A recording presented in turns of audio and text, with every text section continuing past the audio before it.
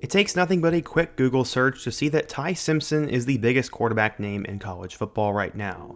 Some think he could be the new frontrunner for the Heisman, and others think he could be quarterback 1 in next year's NFL draft. For a guy who was once a 5-star recruit, it's not surprising to see him in this current position, but the path he has taken is much different than many other players. After being that top quarterback in his high school class, he ended up waiting a couple of years in Tuscaloosa before the starting job finally opened up in 2025. After a rough start to the season against Florida State, Simpson and Alabama have bounced back, and they are the hottest team in college football right now. With each passing week, he has a better chance at winning the Heisman or being next year's top draft pick, and in today's video, I want to talk about the rise of Ty Simpson and how all of this happened. We're going to go through how he became a 5-star recruit, how things shaped out at Bama, and how good he's been in 2025. But before we get started, if you're a big fan of college football, be sure to subscribe to the channel, leave a like if you support today's video, and let me know what player, team, topic, or situation I can cover next. Now let's go ahead and get started and talk about the insane rise of Ty Simpson. Okay, so in order to understand how Ty Simpson got to this point, we first need to go back in time. You don't get too many 5-star recruits coming out of the small city of Martin, Tennessee. Luckily, his dad was a college football coach though, and his grandfather played at Ole Miss. The first time Ty Simpson visited the University of Tennessee was 8 years prior to him being in 8th grade. He said he cried in the tunnel after the Vols defeated UT Martin 50-0. Simpson's father, Jason, was the coach at UT Martin. Like many good coaches' sons, Ty ended up becoming a quarterback and showed flash at an early age. When he was in 8th grade, him and his dad were driving back to Martin from the city of Nashville. Ty had just finished his 7-on-7 game when he got a message. It was from one of the premier college football programs and its head coach, Jim Harbaugh. Ty, who was an 8th grader at Martin Middle School, could not believe it. Ty had tweeted out videos showing him go through footwork and throwing drills, but apparently it piqued Jim Harbaugh's interest so much that when Ty visited, he ended up extending an offer. This was pretty insane. Ty said, quote, "I really didn't believe it at first. I was like, oh, he's just being nice because he knows my dad, and I was like, they aren't going to offer me, but then I went up there for a visit, and it was crazy, and they happened to offer me." His dad said as a father he was proud to see Ty get the offer, but he was aware it would not help him get on the football field. What's crazy though is football was never at the forefront for Ty, as he also played baseball in middle school, and over the years he became fond of football. Ty said, quote, "At first I thought I was going to be a baseball player. I really didn't think I was built for football like I was, but then me and my dad were throwing one day, and he was like, Ty, I really think you need to start working with my coaches more to see where it goes." As I said, everybody knew who Ty Simpson was before he ever took a snap in high school, as he had gotten multiple offers, including that Michigan offer. He was considered a child prodigy-like quarterback because he got offered in 8th grade. Quickly, Simpson was on the map of every single SEC school and schools all across the country, and this was because of how mature he was and how developed he was at his age. Because of how much buzz he was generating as a 15-year-old, he was aware he'd have a target on his back. He said, quote, "It means a lot. With all the hype beforehand, we all know at the end of the day, I have to perform on Friday nights and win a lot of football games." When he eventually got to high school, it was a complete reality check though, as teams were keying on him and trying to find ways to make his life difficult. For a majority of reasons, that's exactly what happened, and Simpson said he had to learn early on to keep his head up and battle adversity. In his first season, the Chargers went 2-8, and there were plenty of ups and downs. He finished the season with over 1,000 passing yards, but had a 48% completion percentage and threw 12 interceptions compared to just 8 touchdowns.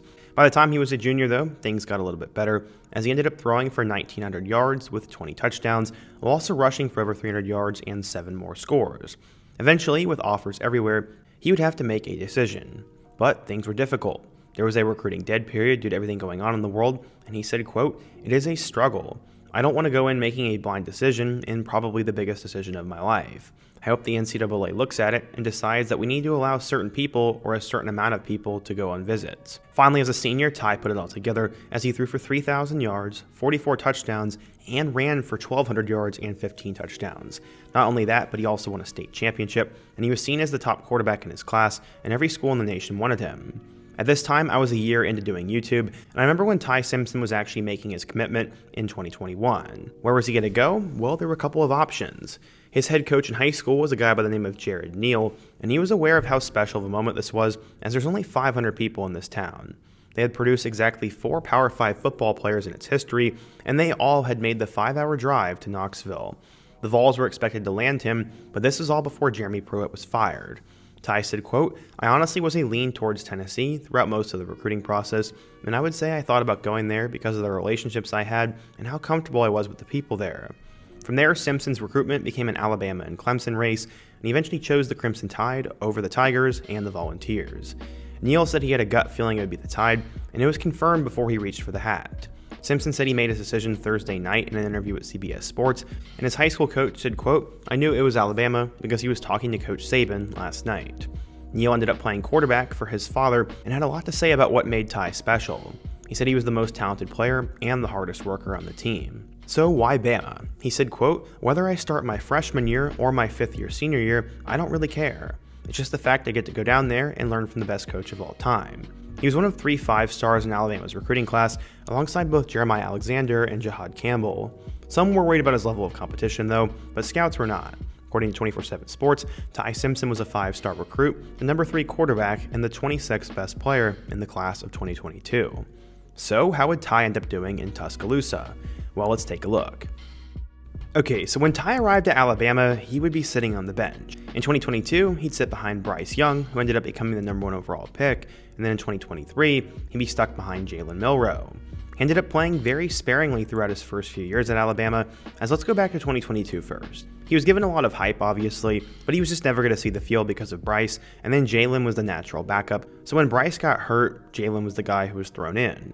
Simpson still, though, got an opportunity to appear in a couple of games as he played against Austin Peay, Vanderbilt, and Utah State. He ended up going 4 of 5 for 35 yards. Nothing too flashy. Going into 2023, though, as I said, Bryce was the number 1 overall pick, so Ty was thrusted into a big quarterback battle. They had 2 true freshmen in Dylan Lonergan and Eli Holstein. You had Jalen Milroe, who had been waiting a couple of years, and then they brought in former 5-star quarterback from Notre Dame, Tyler Buchner. This came with offensive coordinator Tommy Rees, so some thought Buchner had the inside track to the job, whereas others believed in Milroe because he was the guy who was waiting and was the backup last year. Some thought Ty Simpson had an outside opportunity because he was a 5-star and had a ton of hype. Except I never really heard many people talk about Ty in 2023. He would ultimately get a couple of opportunities as he played the majority of his snaps in 2023 against USF, going 5 of 9 for 73 yards. He ended up having a rushing touchdown in that game, and also had a rushing score in Week 1 against Middle Tennessee. But Jalen Milroe ended up taking the job back and had an incredible 2023 season in which he led the Tide to the college football playoff. From there, Ty pretty much did nothing throughout the rest of the season, as he played sparingly against both Kentucky, Mississippi State, and Chattanooga. In total, he went 11 of 20 for 179 yards with 2 rushing touchdowns. In his first 2 years, he had still never thrown for a passing score. Going into 2024, Nick Saban had retired, and all of a sudden, things were kind of thrown on their head. Some thought Ty could transfer, but I guess he really believed in Kalen DeBoer, and he wanted to be part of the Crimson Tide. He decided to stick around in Tuscaloosa, but with Jalen Milroe coming back, he pretty much had no shot. Now he was going to take Jalen's position, though, as he'd end up being the backup and prepare to try to be the starter in 2025.